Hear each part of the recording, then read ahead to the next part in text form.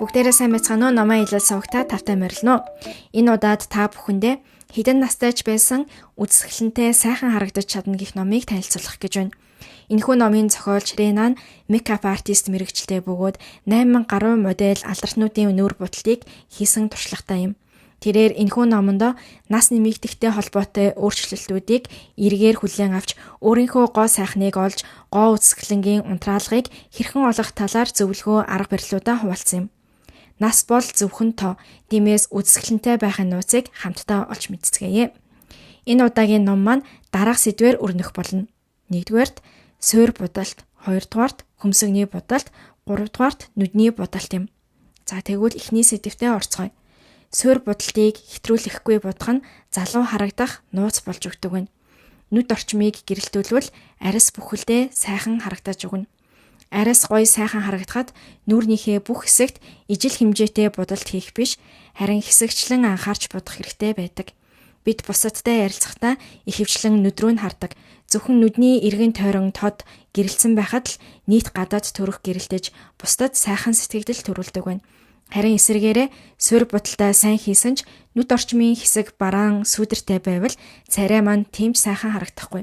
Түүнчлэн жигт мөртлөөсөө зузаан будалт хийх нь царайг хавтгай харагдуулдаг. Тиймээс 70% будалт хийхэд л хангалттай байдаг байна. Зохиолчийн хэлснээр нүүр будалтын үндсэн зарчим нь зураг зурагтай адил байдаг байна. Зураг зурхад гэрэл өнгө урагш гарч тод харагддаг. Харин бараан өнгө нь сүүдээр үсгэж хойш татагддаг. Мөн их буцсан хэсэг урагш гарч бага буцсан хэсэг сүүдэр мэт харагддаг. Энэ зарчмыг бодвол хацар орчмыг гэрэлтүүлж будалтыг бага зэрэг зузаан хийснээр өндөр өргөгдсөн мэт харагдуулж болно.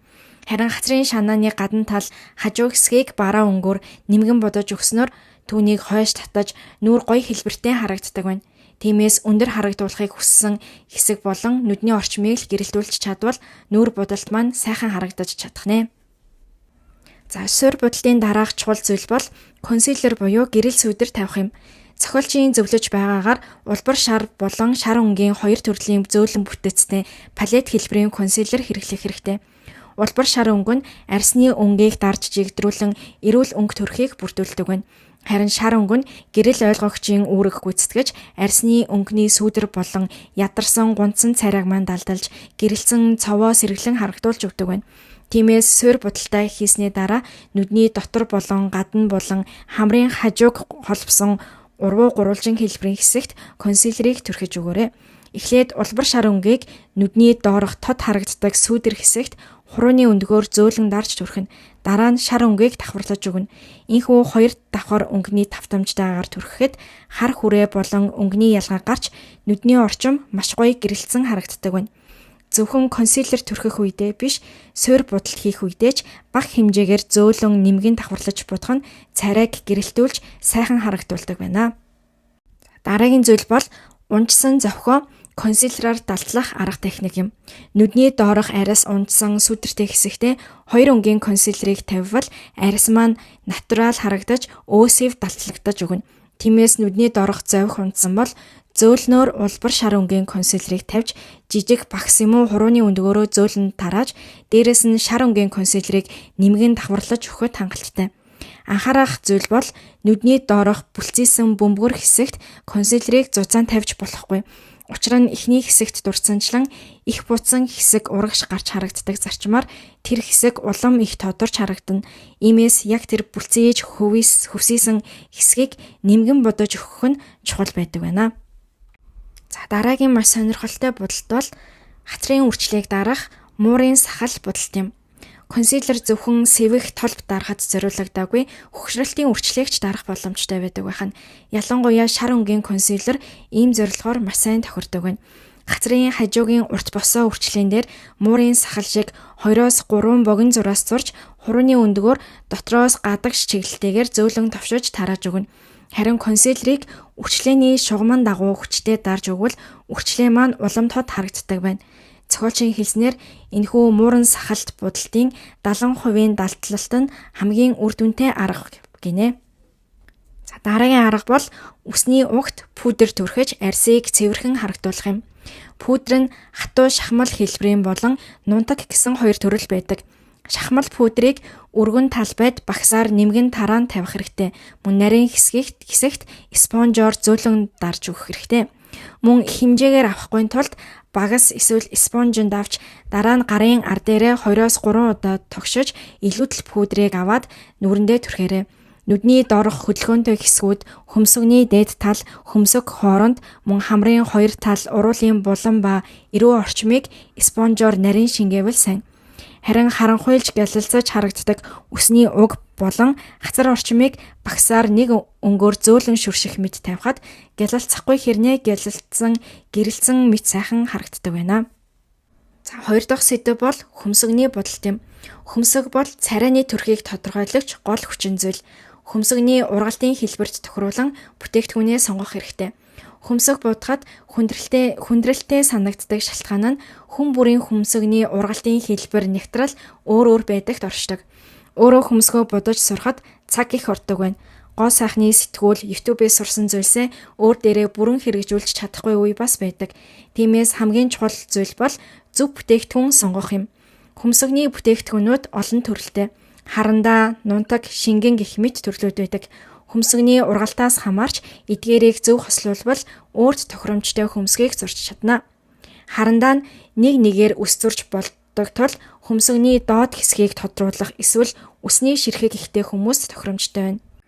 Харин нунтаг буюу тенэн хэлбэрийн хөмсгөний будаг нь зөөлөн үл ялэг өнгө суулгадаг тул нарийн эсвэл шингэн хөмсгтэй хүмүүст хөмсгөний үстэй хэсгийг нөхөхөд тохирно. Шингэн буюу багсны үзүүр нь контур шиг хэлбэртэй бүтээгдэхүүн нь арьсан дээр наалтц сайтай өсгүй хэсэгт нарийн бодит мэт хөмсөг зурж болдог. Эдгээрийг нэгтгэн хөмсгөний хэлбэрээс хамааран дараах байдалтай хэрэглэж болно. Хөмсөггүй бол контрон болон тенэн будгийг сонгож болно. Харин шингэн хөмсөгтэй бол харандаа болон тенэн будаг нь илүү тохиромжтой. Эхлээд харандаагаар үс нэмж байгаа мэт нарийн зураас зурж дараа нь тенээр доод хэсгээс дээш өнгө тарааж өгөхөд өөрийн мэт харагдана. Мөн өргөн өтгөн хөмсөгтэй бол харандаа болон хөмсгөний маскара хэрэглэх хэрэгтэй. Хөмсгөний маскара нь өтгөн хөмсөгтэй хүмүүсийг зөөллөн гэрэлцэн төрхтэй болоход тустай. Харандаагаар дутуу байгаа хэсгийг гүйцээж зурсныхаа дараа маскараар хөмсгөө будаж гэрэлтүүлбэл илүү цэгцтэй хөнгөн төрөх үүсдэг байна. За дараагийн чухал зүйл бол хөмсгөний урд хэсгээс илүү арын хэсгийг дээш зурвал 5 насаар залуу харагдах боломжтой. Нас нэмхийн хэрээр хүндийн хүчний нөлөөгөөр нүдний орчим, хацар, нүрний хэлбэр доош суудаг. Харин энэ бүхнийг зөөллөж харагдуулахад хөмсгөний будалт чухал байдаг байна.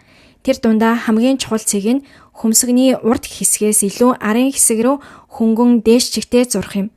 Хөмсөг баг зэрэг дээш чиглэсэн байвал итэвхтэй залуухан төрхийг бий болгодог. Гэхдээ хэтрүүлэн дээш болгож будвал хатуу ууртай төрхтэй харагдах магадaltaй тул болгоомжтой байх хэрэгтэй. Зохиолчийн зөвлөж буй тэнцвэрийн гол хэмжүүр нь хөмсгөний доод цахаас хөмсгөний арын төгсгөл рүү шугам тавихад арын төгсгөл 1-2 мм дээш зайтай байхад л хангалттай байдаг байна. Дараагийн зүйл бол хөмсгөний харандааг зөв хэрэглэх юм. Хөмсгөө зузаан будах үе олон байдаг. Үүний гол шалтгаан нь хит хүчтэй дарж зурдагтай холбоотой юм. Зөвхөн хөмсгөний харандаанд бус бүх төрлийн будалтын хэрэгсэлд хамаатай. Орчин үеийн будалтын бүтээгдэхүүнүүд зөөлөн бага даралтаар өнгө суулгах боломжтойгоор бүтээгддэг. Хүчтэй дарахад л өнгө илүү гарна гэж бид боддогч үнэн хэрэгтээ хит их дарснаар будсан хэсгийг арчих эсвэл бөөгнөрүүлж муухай болгох магадaltaй. Тиймээс хөмсгөний харандааг дунд хэсгээс арагш барьснаар гараас гарч буй хүч аяндаа сулрах бөгөөд зөөлөн гоёор будаж чадна. За 3 дахь сэдэв бол нүдний будалт юм. Ядарсан нүдэнд 3 мм-ийн контур маш үр дүнтэй байдаг байна. Нүдний булан доош суусан зових хүндэрч унжих үед нүдийг 5 насаар залуу харагдуулдаг. Гайхалтай арга бол нүдний арын булангаас 3 мм орчим сунгасан контур зурах юм. Контур татахдаа нүдний арын төгсгөлөөс арай өмнөөс эхлэн хүчийг судлан хажуу тийш зөөлөн сунгаж зураарай. Уг мэдрэмж нь яг л нүдний сормоосны арын хэсэгт нэг үс нэмж зурж байгаа мэт багсны үзүүрийг зөөлөн хөндлөн татаж 2-3 мм орчим сунгасан байхад л хангалттай. Энэ маягаар нүдний төгсгөлийн шугамыг сунгах нь сул ундсан нүдийг сэргээж илүү тод залуу төрхийг бий болгодог байна. Контрын зураас нь аль болох нарийн байх тусмаа сайн тул бор өнгийн шингэн контур хамгийн тохиромжтой. Мөн ядарсан төрхөө нуухын тулд нүдний ард консилер тавих хэрэгтэй. Нас нэмхийн хэрээр нүдний ард тал доош суух хандлагатай болдог бөгөөд энэ нь нүдний доод хэсэгт сүүдэр үүсгэж нийт нүд орчмыг харанхуй ядарсан мэт харагдуулдаг.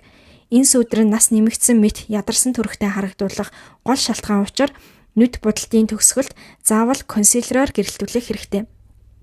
Улбар шар өнгийн консилерыг хурууны өндөгөнд бага зэрэг авч нүдний ар хэсэгт 2-3 удаа зөөлөн товшиж тавиад дараа нь пудрээр дээрээс нь дарж тогтоох мэт зөөлөн дарж буцнаар нүдний арын сүүдээр арилж нүд илүү өргөгдсөн мэт болж царай шинхэн эрч хүчтэй харагддаг байна. За энэ хүртэл бид хэдэн настай ч байсан нүур будалтаар залуу сайхан харагдаж болох аргуудыг мэдэж авлаа. Энэ хүртэл бичлэгийг маань үзсэн та бүхэнд маш их баярлалаа. Тэгвэл дараагийнхаа бичлэгээр уулзтлаа. Түр баяртай.